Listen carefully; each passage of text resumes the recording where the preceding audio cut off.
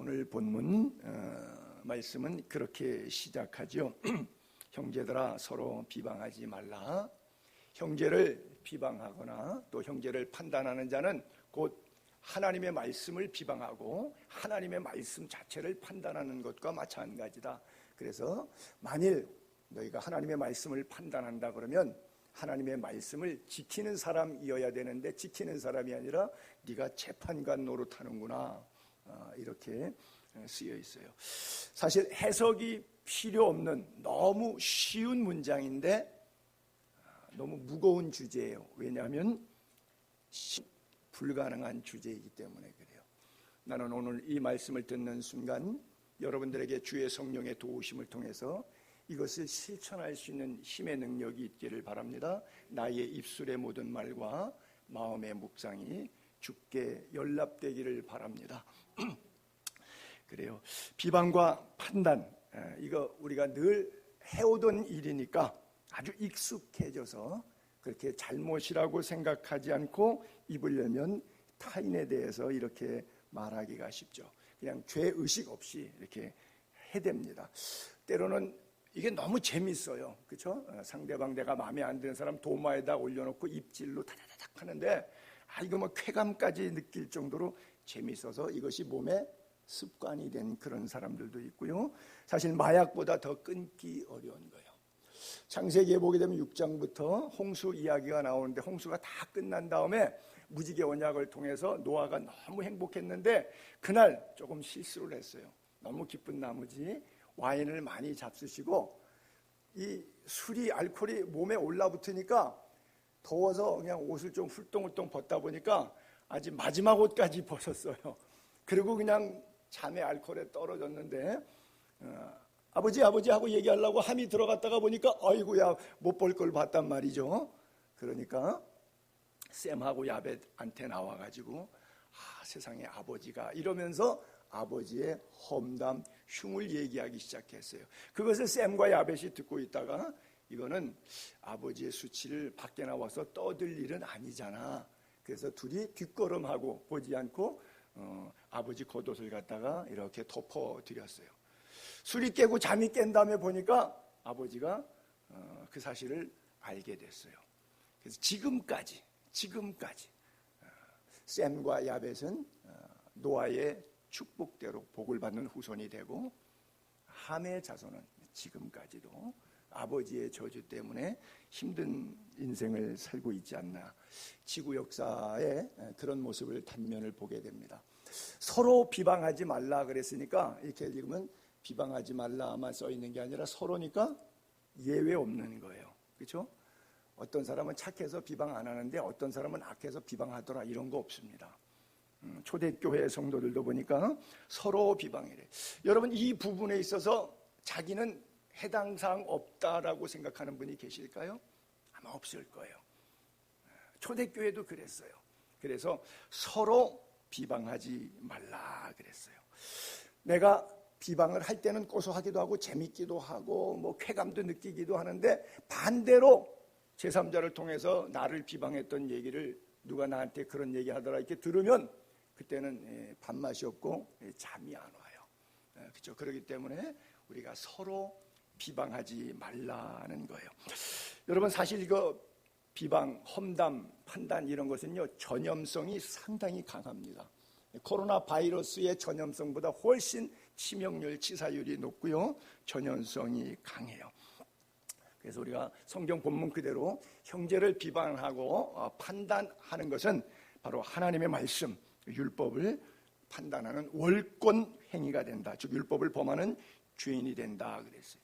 빌립보서 2장 3절에 보게 되면 그래서 아무 일에든지 다투지 말고 허영하지 말고 오직 겸손한 마음으로 각각 나보다 다른 사람을 귀히 여겨라, 높게 여겨라, 더 낮게 여겨라. 그리고 각각 자기 일을 돌아볼 뿐더러 또한 각각 다른 사람들의 일을 돌아보아 나의 기쁨을 충만하게. 이기적인 삶으로 나의 쾌락 때문에 기뻐하는 그 기쁨보다 다른 사람에게 기쁨을 주었을 때 거기서 물밀듯이 썰물 밀물 때처럼 다시 내게 돌아오는 그 기쁨이 하나님이 주시는 하늘의 위로와 기쁨이라고 하는 거예요. 그 기쁨은 완전한 기쁨이요 충만한 기쁨이요 하늘의 기쁨이라고 하는 이 기쁨을 맛보는 자가 이 땅에 예수 믿는 성도의 삶이라고 하는 거예요. 그렇죠? 그래서 저 구절에는 나보다 남을 귀하게 여기지 아니하고 나보다 남을 천하게 여기는 데는 그 배경 속에 뭐가 있죠? 내가 너보다 나아, 너보다 잘났어, 너보다 돈 많아, 너무나 많이 배웠어, 이런 상대 비하하는 그런 마음이 내 속에 있으니까 그것은 사실은 겸손한 마음이 아니라 교만한 마음이고 바리새인적인 어떤 율법적인 그런 마음이라고 볼 수가 있죠. 그래서 그런 사람들은 고린도 교회에 이제 그런 교인들이 있었는데 그런 사람들은 성찬식 하면 안 된다 이런 메시지가 있죠. 고린도전서 11장 18절부터 보게 되면 먼저 너희가 교회에 모일 때, 자 예배 시간에 왔어요. 교회에 모였어요. 근데 뭐 하느냐? 모여가지고 뒷담화 까는 거예요. 쌩 까는 거예요. 이게 뭐예요? 분쟁하는 거예요. 함을 듣고 들었어요. 그래서 바울이 마음이 아파서 이런 얘기를 한 거죠. 너희 중에 파당이 있어야 너희 중에 옳다. 그러니까 여기에 속하든 저기에 속하든 내가 저 사람을 막 욕하는데 같이 그 속에 있는데 같이 덩달아 욕해주지 않으면 이 사람 미운 거예요. 그렇잖아요. 나하고 보조를 같이 맞추고 감정을 같이 맞추고 말을 맞춰서 같이 다다다다다 해줘야 되는데 나만 멋쩍게 혼자 비난하고 있으면 맞장구 안 쳐주면 이 기분이 안 나쁜 거예요. 나하고 같은 파가 안 되는 거예요. 그러니까 이 사람도 옳지 않아. 뺀치 이렇게 되는 거예요. 이 교회 분위기가 그렇게 됐어요. 그래서 파당이 있어야 옳은 사람, 좋은 사람, 이런 나쁜 분위기가 교회 안에 형성된 거죠. 그런즉 너희가 함께 모여서 교회 예배당 모여서 뭐 하느냐? 주의 만찬을 먹을 수 없다. 주의 만찬이 뭐예요? 성만찬이죠. 주의 피와 살이죠. 주님께서 마지막 식사하시면서 만찬하시면서 내가 하나님 나라에서 너희와 함께 먹을 때까지는 다시 먹지 않을 것이다. 그러면서 주의 오심을 그때까지 전하기 위해서 너희도 계속 해라 그랬거든요. 그러면 성도가 행하는 것은 주의 만찬을 대하는 것이 당연한 도리인데 이거 하지 말라고 하는 얘기는 너 천국 백성 아니라. 여러분 식구라고 하는 건 뭐죠? 먹을 식자 입구자죠. 함께 먹는 가족, 이것이 식구라 그러죠. 그리스도 안에서 천국 백성, 천국 가족인데 천국에서 먹는 식사를 먹지 말라고 하는 얘기는 너는 우리 식구 아니야 얘기는 너는 마귀랑 가서 밥 먹어. 귀신의 식탁에 머물지 하나님의 식탁에 머물 사람이 아니야. 왜? 너는 모여서 분쟁하고 모여서 파당하고 그것이 옳다고 생각하잖아. 그러니까 성찬에 합당하지 않은 거야. 이렇게 얘기하고 있는 거죠. 그래서 이것은 곧 하나님을 욕되게 하는 것이라 그래요. 야고보서 2장 8절에도 최고의 법, 성경에 기록된 최고의 법, 이웃에 관한 인간관계의 최고의 법이죠. 내 이웃 사랑하기를 내 몸과 같이 하라 하신 것을 지키면 잘하는 것이다. 그 얘기는 이웃 사랑 내 몸과 같이 하지 못하면 잘 못하고 있는 신앙생활이다 이 뜻이에요.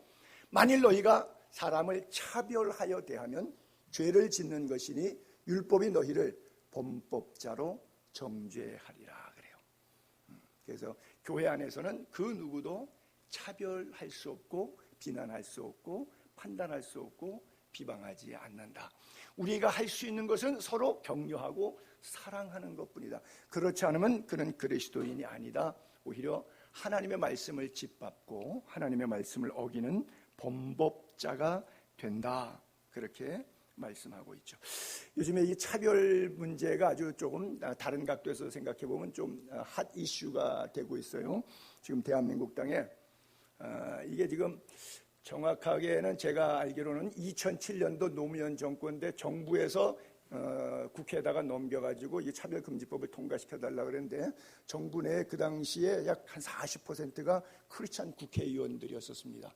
그러다 보니까 어떤 정서상 그래서 이것을 다시 폐기시켜버렸어요. 그래서 매 국회 때마다 이게 올라는 오는데 상임위에서 그냥 폐기가 됩니다. 용도 폐기.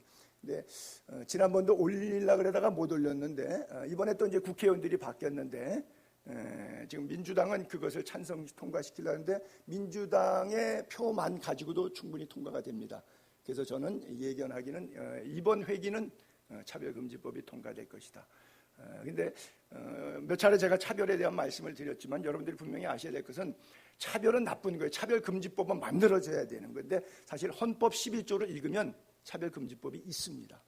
또 만드는 이유가 있기 때문에 우리가 반대하는 건데, 뭐 성적인 남성이다 여성이다 차별하거나 학문 차별하거나 권력 차별하거나 인종 차별하거나 그 출신 차별하거나 여러 가지 차별하면 한 18가지는 다 차별하면 안 돼요. 차별하면 안 되는 거 그거 맞습니다. 기존 법 가지고도 예를 들어서 장애인을 차별했다 그러면 그 사람은 벌 내릴 수 있어요. 현행 법으로도 충분히 돼요. 근데 굳이 계속해서 반복적으로 또 하는 것은 여기에 독소 조항, 제가 주보에 광고해서 여러분들에게 계속 기도하자고 했는 바로 그 독소 조항 때문에 동성애 합법화되는 문제 때문에 그러는 거예요. 근데 이것을 글쎄 모르겠어요. 제가 정부 비판자는 아닌데 예배는 못하게 드리는 법을 자꾸 만들어가고 더 옥죄어 오고 만들지 말아야 되는 것들은 자꾸 만들어가고 뭔가 청개구리처럼 그러는 것 같아서 목사의 어떤 성서적인 시각으로 좀 가슴 아픈 면이 없지 않아 있어요. 어쨌든 왜 우리가 비판하지 말고 차별하지 말아야 되는가? 마태복음 7장 1절에 보게 되면 이런 거예요. 비판을 받지 아니하려거든 바로 이거예요. 남에게 비판하는 사람은 비판을 받아요. 남에게 헤아리는 사람은 헤아림을 도로 받아요. 그러니까 남에게 헤아림이나 비판을 받지 않으려면 자기가 안 하는 게 좋다는 거예요. 그래서 남이 훌륭해서 비판 안 하는 게 아니라 내가 비판 안 하기 위해서라도 비판하지 말라는 거예요. 왜요? 여러분 인간관계 해보잖아요. 한두 마디 비판했더니 그 상대가 수긍하고 비판받고 잘못했다고 그럽니까? 안 그러면 너는 이런 거 옛날에 이렇게 했잖아 그러고 나도 알지 못했던 그 옛날 이야기 다 끄집어내가지고 찾아 들어옵니까? 어떤 거예요? 그러니까 비판 안 했으면 내 비판 안 받았을 뻔했는데 내가 하는 바람에 나도 기억 못했던 거 전양반 속에 감고 있던 거 그냥 쏟아져 나오니까 정신 못 차리는 거죠. 그러니까 안 하는 게 나한테는 이익이라는 말이에요. 상대방 뭐 꼴보기 싫고 이쁘고 하고 상관없이 비판을 받지 아니하려거든 비판하지 말라. 너희가 비판하는 그 비판으로 너희가 비판받을 것이요 너희가 헤아리는 그 헤아림으로 너희가 헤아림을 받을 것이기 때문이라고 하는 예수님의 마태복음 산상수훈의 설교 내용이잖아요. 그리고 한마디 더 예수님이 빵 하셨는데 네 눈 속에는 들보가 있어. 좀 더 등치가 더 커. 근데 남의 눈에는 티가 있는데 네 눈에 있는 들보는 깨닫지 못하고 남의 눈에 티를 지적질하느냐? 바로 인간의 본래적 모습. 한국 속담에도 있죠. 똥 묻은 개가 겨 묻은 개를 나무란다. 바로 그 얘기를 예수님께서 산상수훈의 설교로 말씀하신 것이죠. 에베소서 4장 25절에 보면 그런즉 거짓을 버리고 각각 그 이웃과 더불어 참된 것을 말하라. 왜냐하면 우리가 서로 성도지간이니까 서로 그리스도 안에서 가족이기 때문에 그리스도 안에서 한 공동체 성찬을 애찬을 나누는 가족끼리 그 사이에서 거짓말하고 비난하고 판단하고 그러면 되겠느냐? 진실만을 말하는 관계가 되어야 된다 그래요. 아침에 우리 정혜 집사님이 제 방에 성경을 지난 주간에 읽다가 이게 모르는 게 있어서 궁금해서 이거 목사님 어떻게 해석해야 돼요? 이렇게 써가지고 오셨는데 예레미야 7장 4절을 써가지고 왔어요. 너희는 이것이 여호와의 성전이라 여호와의 성전이라 여호와의 성전이라 하는 거짓말을 믿지 말라. 그래요. 그래서 제가 이야기를 했는데 이 배경에는 너희 길과 행위를 바르게 하라. 즉 일주일 동안 나가가지고 그 배경에 이런 구절이 있었거든요. 너희가 도둑질하고 살인하고 간음하고 거짓 맹세하고 바알에게 분향하고 알지 못하는 다른 신들을 따라 우상 숭배하면서 주일날 내 이름으로 일컬음받는 교회에 와서는 구원을 받았나이다. 거룩 구원을 받았나이다. 이렇게 하니까 예배는 이렇게 드리는 요식행위가 아니라 일주일 동안 삶이다. 그러니까 양복 깨끗하게 잘 차려입고 여호와의 전이라 여호와의 전이라 여호와의 전이라 목사가 그렇게 말하고 있으면 여러분들이 믿어줘야 되는데 그 목사의 거짓말 믿지 말라는 거예요. 이 말이 역설적이잖아요. 제가 양복 잘 차입고 와서 여호와의 전이라 여호와의 전이라 그러는데 믿어줘야 되잖아요. 근데 그 목사 일주일 동안 어떻게 살았는 줄 알아? 그 가증한 혀로 얘기하는 거 믿지 마 그 설교 듣지 마. 그 얘기하고 있는 거예요 지금. 그러니까 성도 사이에 거짓을 버리고 각각 이웃과 더불어 참된 것을 말하라라고 하는 것이 바로 그런 맥락의 메시지가 되는 거예요. 우리는 율법의 준행자이지 재판관이 아니기 때문에 그래요. 예화를 이렇게 들다 보니까 최근의 일들 때문에, 자꾸 뉴스 때문에 사람은 이렇게 보면 그게 생각나고 그림이 잔상기억법이 나잖아요. 제가 정치적인 어떤 그 호불호를 얘기하는 건 아닌데 오해하지 마시고 그냥 저나 여러분이나 최근에 있었던 뉴스이기 때문에 자연스럽게 얘기해 볼게요. 하면서도 마음속은 좀 부담이 돼요. 박원순 서울시장이 자살을 한 거 여러분 뭐 다 알잖아요. 그러니까 제가 본문을 쭉 설교하면서 이번 주간에 이게 이슈로 막 설교가 뜨니까, 설교를 준비하다 보니까 뉴스가 뜨니까 내 마음속에 그런 생각이 들어요. 성적 비하는 범죄다 그러고 굉장히 그걸 강하게 얘기했던 분이 박원순 시장이잖아요. 공소권 없음 돼서 밝혀질 수 없다 그러지만 우리가 추정하지요. 왜 그분이 자살할 수밖에 없는 극단적인 설탕을 했을까? 그 생각해 보니까 서울에서 부산까지 대한민국의 알파와 오메가, 뭐 부산시장, 서울시장, 중간에 경청, 충청도 도지사까지 포함해가지고 그냥 전부 다 여기에 다 걸렸어요. 자, 그러면 제가 하고 싶은 얘기는 요지는 바로 이겁니다. 그러면 다른 도시의 도지사와 시장은 죄가 없어서 그럴까요? 저는 그렇게 생각하지 않습니다. 뉴스를 안 탄 것뿐이지. 있을 거예요. 성적 비하나 뭐 술집에 가서 노래방 가서 2차 3차 하면서 죄 지었을 거예요. 단 뉴스를 안 타는 것뿐이지. 안 들킨 거죠. 확대하면 저와 여러분에게 안 들킨 거죠. 그러니까 뻔뻔스럽게 얼굴 들고 설교할 수 있는 거죠. 그렇죠? 안 들켰으니까 그 사람들만 재수없게 들킨 거예요. 그렇죠? 이게 현실이라고 하는 거예요. 이게 오늘 우리들의 모습이라고 성경은 지적하고 있는 거예요. 그래서 아무도 판단하면 안 된다. 비판하지 마. 여기에 거명됐던 모든 사람들이 뭐 하던 사람들이죠? 인권 변호사들이에요. 그렇잖아요. 우리 경기도지사 뭐 김부선 연예인하고 뭐 어쩌고저쩌고 교수 뭐 얘기 나오죠. 이재명 씨. 아니다 기다 악을 써도 그 여자가 뭐 정신 나간 여자겠어요? 함부로 고소하겠어요? 명색이 도지사한테? 아니다 기다 얘기해봐야 하나님은 아시죠. 법적으로는 아닌 것으로 판단될 수 있어도 아니면 아닌 겁니까? 하나님 앞에서도 그거는 아니죠. 여러분들이 아무리 악을 쓰고 거룩한 척을 하고 위선을 떨면 아닌 겁니까? 하나님은 아시죠. 그러니까 하나님 앞에서 아는데 어떻게 함부로 남에 대해서 비판하고 비난하고 저래요. 인권 변호사들이에요.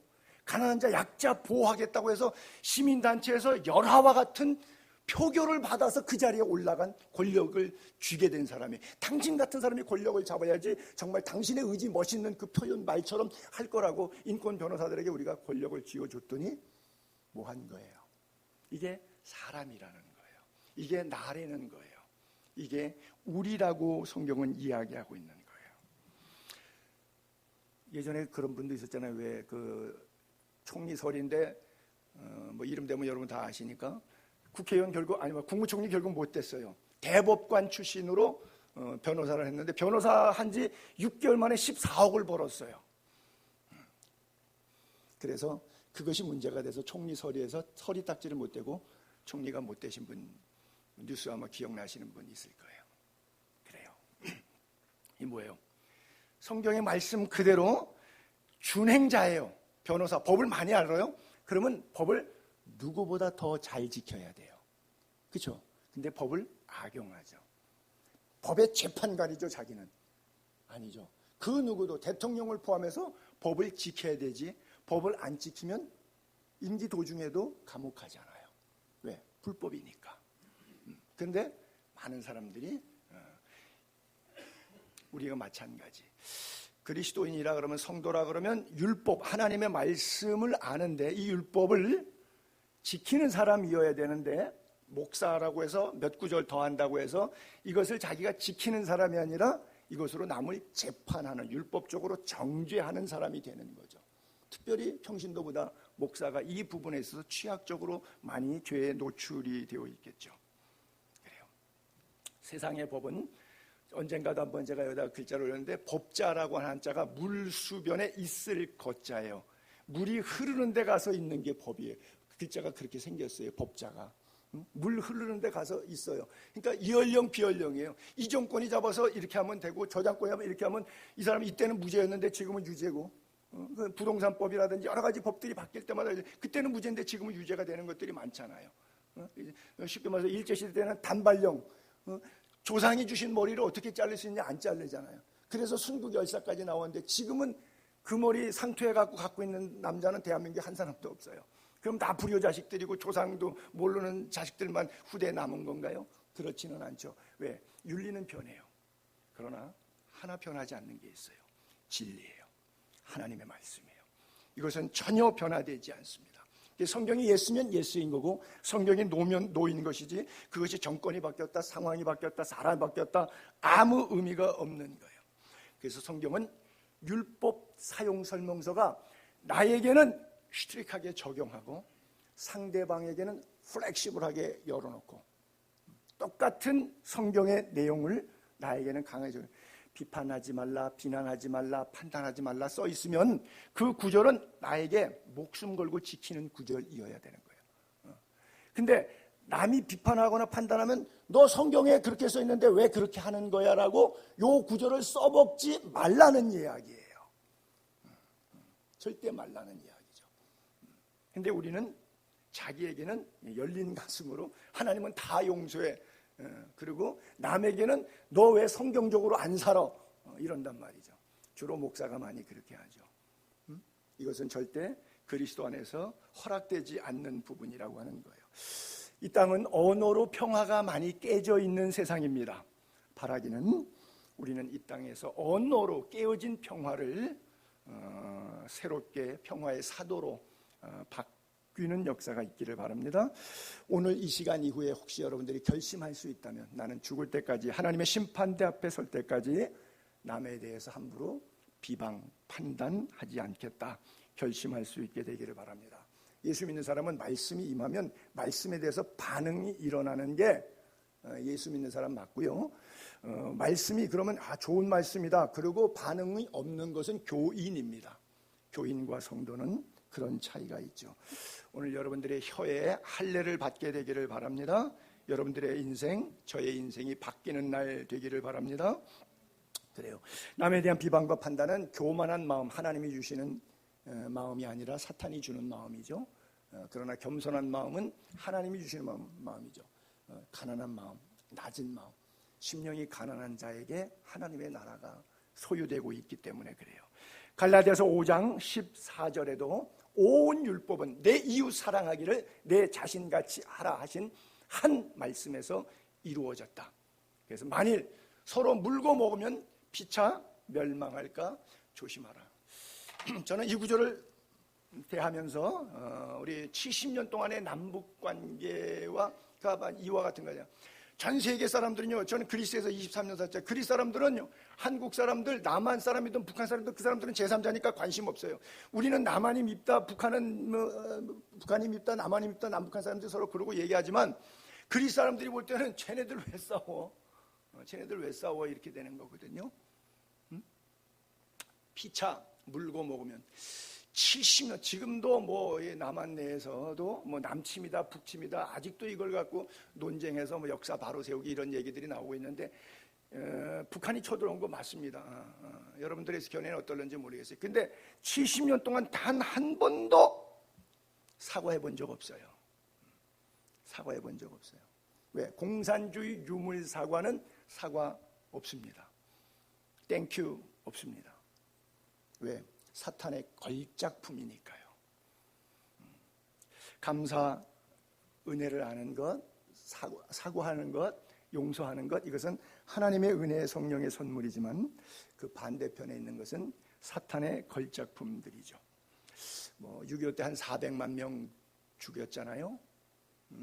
뭐 유엔군 뭐 이런 사람들까지 하면 뭐 어마어마한데, 무장공비 뭐 그저 간첩 사건 뭐 수도 없이 많았고, 뭐 아웅산 테러라든지 칼 폭파라든지 천안함이라든지 연평도 서해교전 단 한 번도 미안하다 해본 적이 없어요. 그래서 우리도 거기에 대해서 뭐 아마 거의 마찬가지일 거예요. 남한 정부가 북한에 대한 태도나 북한 정부가 남한 정부를 대한, 서로 물고 먹으면 피차 우리는 아직까지 먼 민족이 되어 있는 거죠. 교회 안에서도 그렇다면 이것은 참 어려운 이야기예요. 무신론 공산주의는 그럴 수 있다 그러는데 이게 큰 우리나라를 비유로 얘기했는데 그 예화를 적용해서 한국 기독교 교회 안에 갖고 들어오면 교회 안에서도 바리케이트 치고 경찰에 고소하면서 일부는 본당에서 예배드리고 일부는 교육관에서 예배드리는 교회들이 비일비재하게 일어나잖아요. 고린도전서 6장 5절에 보게 되면 가장 은사가 많고 뭐 방언하면 뭐예요, 예언하면 뭐예요, 병 고치면 뭐예요, 능력행하면 뭐예요, 이거 하던 교회가 고린도 교회예요. 고린도서 12장의 은사장 아닙니까? 그 교회가 뭐래요? 내가 너희를 부끄럽게 하려 이 말을 하노니 너희들은 얼굴이나 있냐? 야, 예수 믿는 것들아, 너희 얼굴이나 있냐? 이런 얘기예요. 부끄럽게 하려 이 말을 쓰노니 형제가 형제와 더불어 송사할 뿐더러. 저도 뭐 형사고발, 민사고발 받아본 적이 있지요. 형제가 형제와 더불어, 목사가 목사와 더불어 송사할 뿐더러 예수 안 믿는 사람 법정에 가갖고 시시비비 가려달라고 얘기하는 거죠. 믿지 아니하는 자들 앞에 가서 하지요.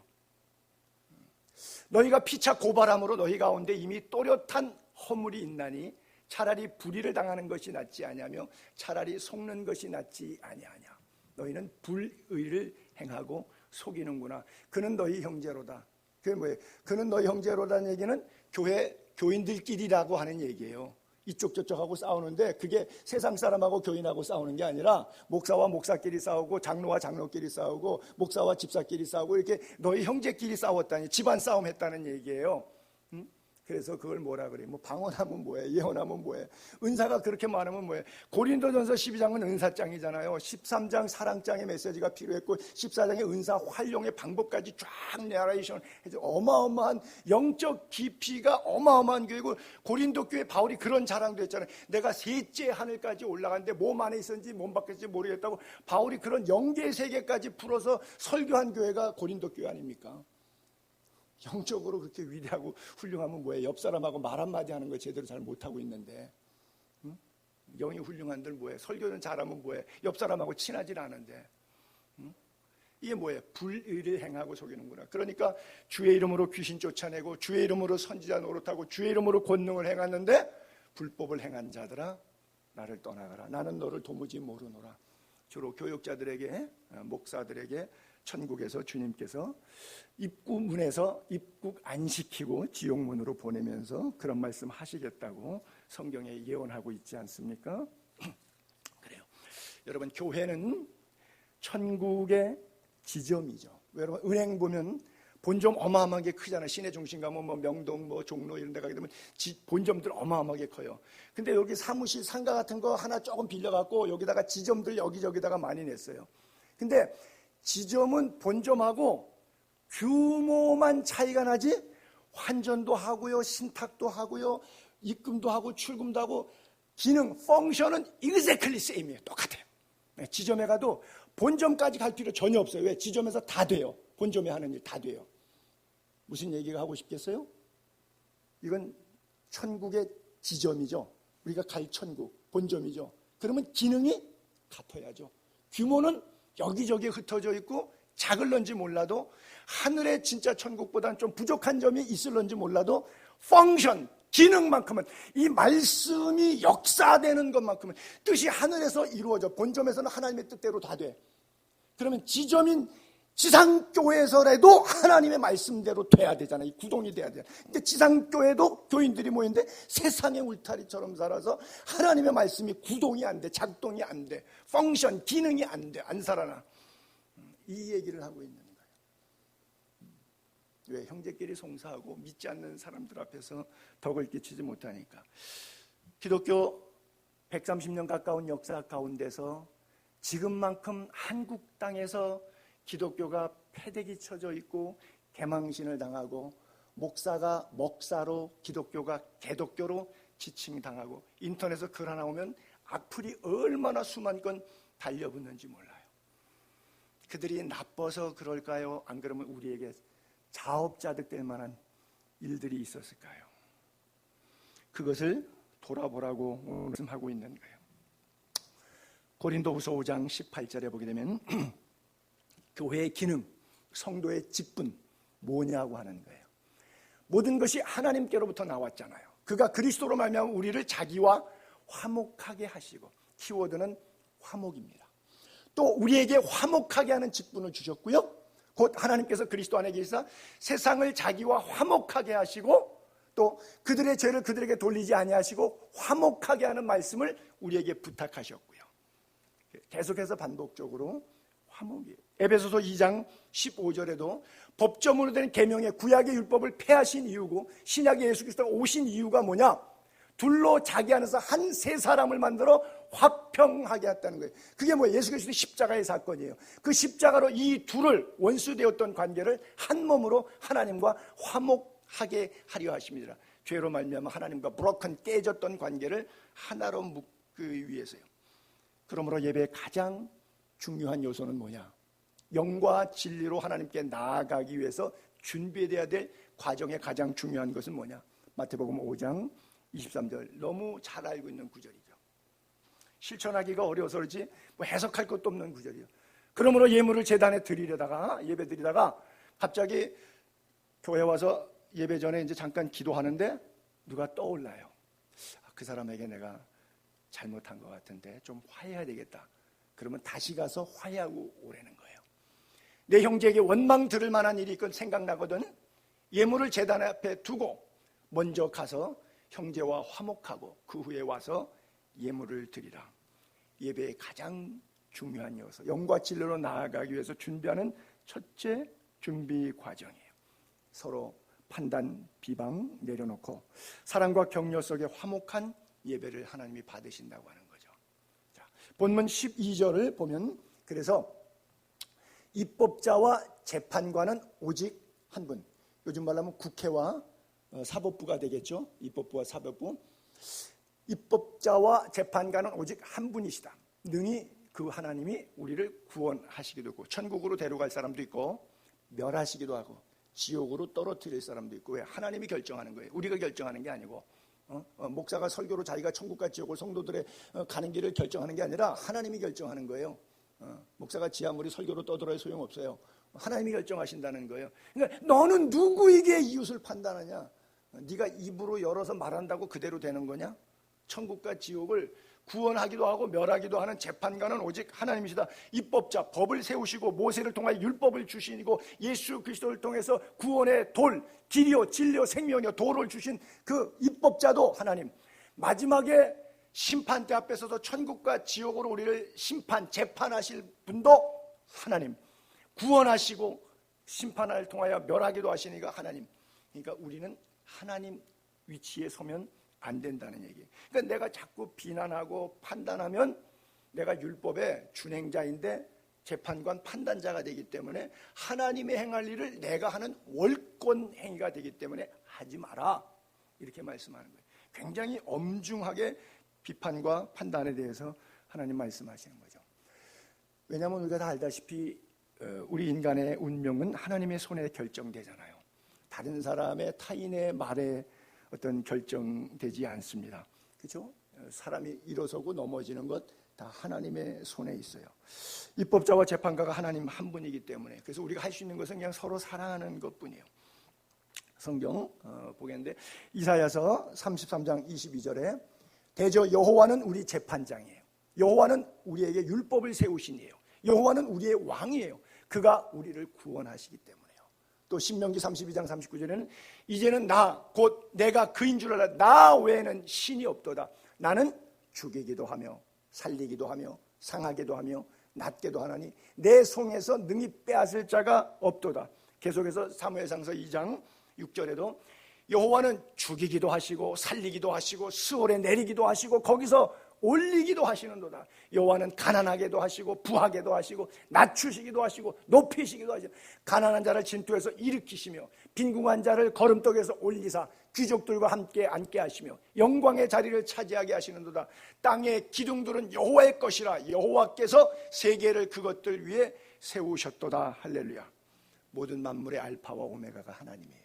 하나님의 손에 있습니다. 하나님은 창조주이시며 심판주이십니다.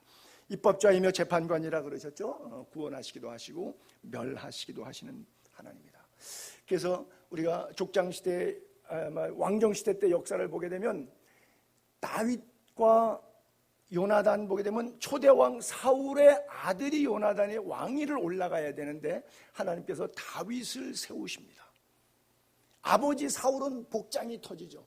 그래서 사울을 죽이려고 그러는데, 다윗을 죽이려고 그러는데, 희한하게도 또 한 식탁에서, 왜냐하면 친위대장으로 근무했다 보니까 요나단도 아버지 옆에서 군대 장관으로 있었고 다윗도 사울 밑에서 군대 장관으로 있다 보니까 같은 동역자여서 보니까 친하게 된 거예요, 서로. 그래서 아버지가 아들에게, 요나단에게, 야, 다윗이 저렇게 득세해봐야 너 왕자리만 뺏기는 거야. 그런데 요나단은 왕의 자리는 하나님으로부터 내리는 거지 아버지가 주는 게 아니라고 하는 거죠. 야, 요나단의 믿음이 대단하죠. 대단한 믿음이에요. 그런 고백이 어디서 나올 수가 있는지. 내가 아들이라고 하면 그렇게 하겠어요? 하나님이고 나발이고 무슨 소리 하는가? 우리 아버지가 왕인데 내가 해야지 왜 다윗이 해? 저거는 지네 아버지가 인정도 안 해갖고선 사무엘이 기름 부을 때 들에서 양이나 치고 있었던 아들인데, 아버지도 인정 안 하는 아들이, 나는 아버지가 인정하는 아들인데. 그런데 하나님의 주권을 전적으로 신뢰해요. 다윗이 그것이 고마웠는지 결국 하나님의 주권을 믿었던 대로 다윗을 왕으로 세우시고, 요나단은 전쟁터에 나가서 그 아버지의 죄 때문에 아버지와 함께 전사를 길보아 전투에서 전사합니다. 길보아 전투에서. 그리고 나서 자식이 하나 있죠. 사울 왕의 손자 요나단의 아들 무비보셋. 다윗이 왕에 환궁한 다음에 왕에 올라서 평생 무비보셋 내가 먹여 살리겠다. 그래서 왕의 식탁에서 같이 밥을 먹었다 그랬어요. 왜? 가족으로 받아들인 거죠. 사실 사울 생각하면 무비보셋을 볼 때마다 자기를 얼마나 죽이려고 사울 왕이 쫓아다녔어요. 그 미운 손자지만 그럼에도 불구하고 요나단과의 사랑관계와 하나님의 절대적 주권에 대한 순종으로 끝까지 사랑하지 않습니까? 관계를 뛰어넘는 위대한 사랑, 그리고 그 이해, 여러분들 가슴에도 있게 되기를 바랍니다. 사도 바울이 어떻게 그렇게 강한 그리스도인으로 성장할 수 있었는가, 성공적인 사역자가 될 수 있었는가? 빌립보서 4장 11절에 보게 되면 바울이 그런 얘기를 하죠. 내가 배고파서 말하는 것이 아니다. 어떤 형편이든지 나는 자족하기를 배웠다. 나는 비천에 처할 줄도 알고 풍부에 처할 줄도 알아. 모든 일, 곧 배고픔과 배부름과 풍부와 궁핍에도 처할 줄 아는 일체의 비결을 배웠노라. 내게 능력 주시는 자 안에서 내가 모든 것을 할 수 있느니라. 그래요.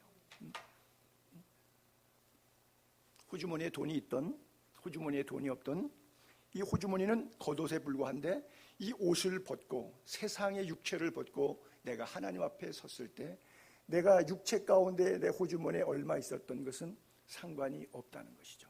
어떤 형편에 처하든지 간에 뭘 배운 거예요? 자족하기를 배웠나니. 여러분 솔직히 고민해 봅시다. 이런 구절에서 여러분들은 지금까지 사시면서 불평, 불만에 좀 더 익숙하게 살아오셨습니까? 아니면 정말 땡큐, 자족, 너무 행복하다, 참 감사하다, 이런 삶 속에서 여러분 살아오셨습니까?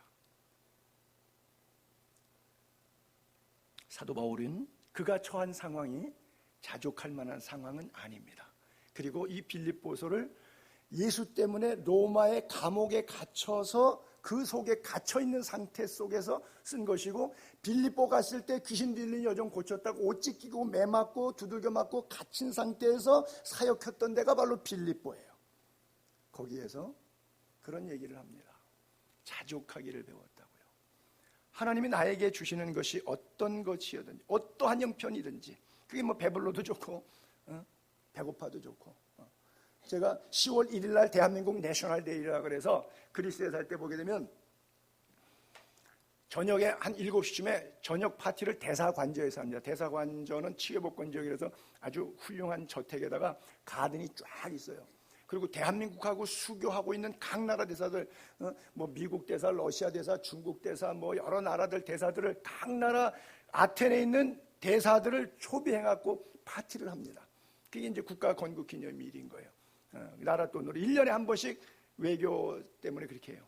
그러면 집시촌에서 자고 그 다음날 일어나서 뭐 뿌시시한 거죠. 뭐 바닥에서 흙바닥에서 천막 속에서 자고, 그리고 집에 가서 양복 싹 차려입고 그 대사관저 파티에 참석합니다.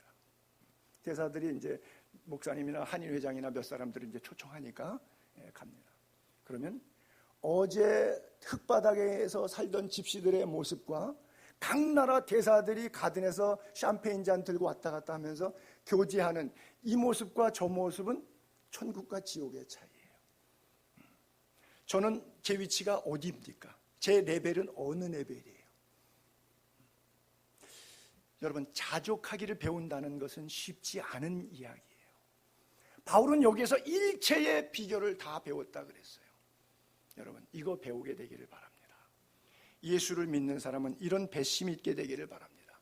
그러면 자기가 열등감에 빠지면 자꾸 남을 비난하는데, 자기가 자기로 충분하면, 그게 말씀 안에서 자기로 충분하면 남에 대한 이야기를 험담을 하질 않아요.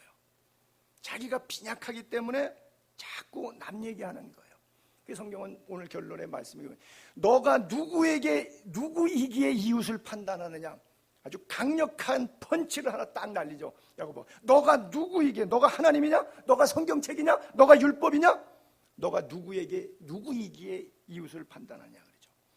우리는 모두 하나님 앞에 동일한 죄인이죠. 목사도 죄인이고요. 그렇죠?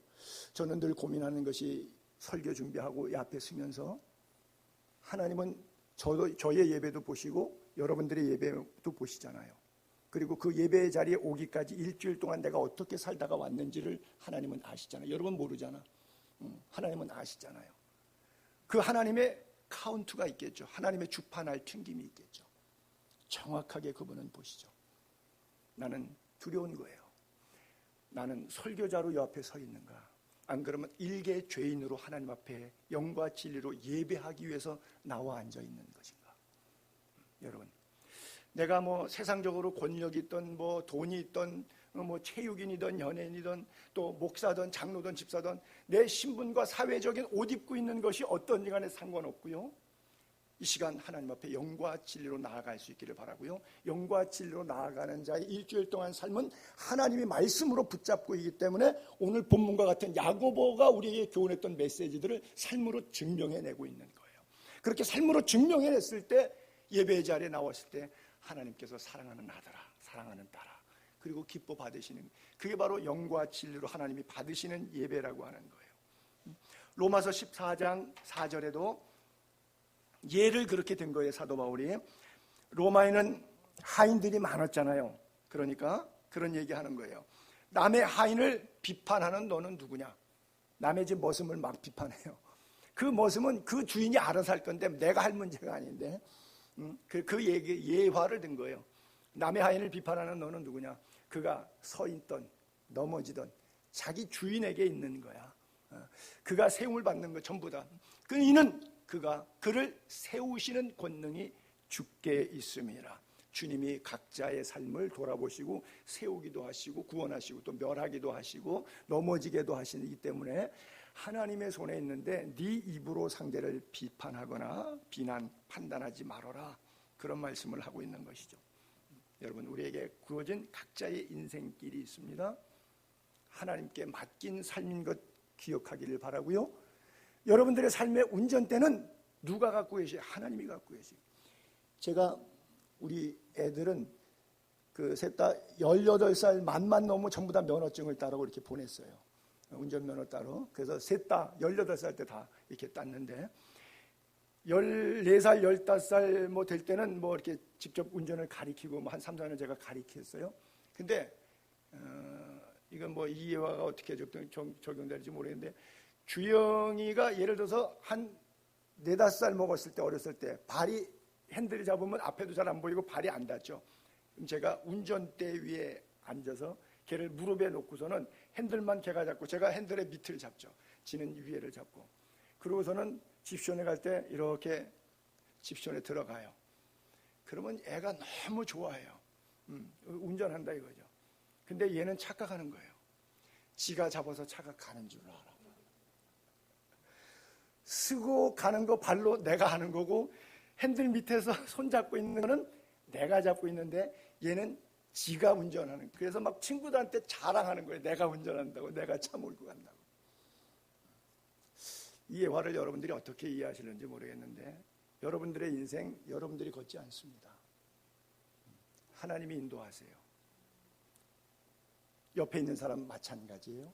그러면 하나님이 그 인생을 드라이브하고 계시는데 내가 그 인생 보고 잘하니 못하니 판단하고 비난하면 그것을 비난하는 거예요? 그걸 붙잡고 있는 하나님. 주영이가 운전을 잘 못하면 주영이가 비난받아야 되는 거예요? 주영이 밑에서 조절하는 아버지가 비난받는 거예요? 아버지가 비난받는 거예요. 이 얘기를 하고 싶어서 좀 말이 이상한 예화를 제가 쓰는 거예요. 여러분들이 형제를 비난하고 비판하면 형제를 지으신 하나님을 비판하고 비난하는 것이 된다는 거예요. 그래서 하지 말라는, 세우는 권능이 주께 있음이라 그러는 거예요. 이제는 예수 그리스도를 주님으로 모셨고 구원받고 용서받은 삶을 사니까, 옛사람 벗어버리고 새사람 되었으니까 하나님 뜻대로 살기를 바랍니다. 에베소 4장 2절에 이런 말씀이죠. 모든 겸손, 온유, 오래 참음, 사랑 가운데 서로 용납하고, 서로 용납할 수 있기를 바랍니다. 평안에 매는 줄로 성령이 하나 되게 하신 것을 힘써 지키라. 하나 되게 하는 것은 성령이 하고요, 나누는 것은 악령이 합니다. 그래서 여러분들의 삶 가운데서도 자꾸 나누게 하는 역사가 있다. 그러면 요거 악령이 또 나를 잡았구나, 이렇게 생각하시면 맞고요. 자꾸 하나 되게 하는구나, 성령이 역사하고 계시는구나, 그렇게 믿으면 맞아요. 교회에서뿐만 아니라 여러분들의 가정에서도, 직장과 일터에서도 하나 되는 사명, 화목케 하는 직분 감당하게 되기를 바라고요. 마지막 성경 구절 한 구절만 더 올릴게요. 그동안 주 안에서 우리가 하나 되지 못하고 빗대지 못했다고 하면 우리가 정말 회개하는 마음으로 이 구절을 한번 같이 읽겠습니다. 다 같이 읽습니다. 시작. 너희는 세상의 빛이라. 산 위에 있는 동네가 숨기지 못할 것이요, 사람이 등불을 켜서 말 아래 두지 아니하고 등경 위에 두나니 이러므로 집안 모든 사람에게 비치느니라. 이같이 너희 빛이 사람 앞에 비치게 하여 그들로 너희 착한 행실을 보고 하늘에 계신 너희 아버지께 영광을 돌리게 하라. 착한 행실. 야고보가 야고보서 5장까지 전체 맥락 가운데서 얘기하고 싶었던 행동하는 믿음, 믿음의 열매의 결과들, 행실로 나타나는데 악한 행실이 아니라 착한 행실. 이게 우리가 세상의 빛이라고 우리를 부르신, 그리고 우리를 화목케 하신, 그리고 화목한 직분을 주신 하나님의 뜻이에요. 서로 비난하는 게 아니라, 비방하는 것이 아니라 서로 사랑으로 하나님의 말씀을 이루는 우리 모든 예수의 교회 지체들 될 수 있기를 주의 이름으로 축복합니다.